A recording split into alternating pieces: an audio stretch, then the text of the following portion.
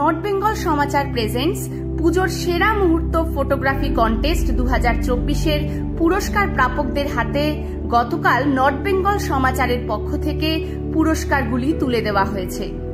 যে সকল ফটোগ্রাফারেরা এই কন্টেস্টে অংশগ্রহণ করেছিলেন সকলকেই আমাদের পক্ষ থেকে অসংখ্য ধন্যবাদ এবং আগামী দিনের জন্য রইল শুভেচ্ছা। তার সাথে পুরস্কার প্রাপকদের জন্য আন্তরিক অভিনন্দন। ধন্যবাদ।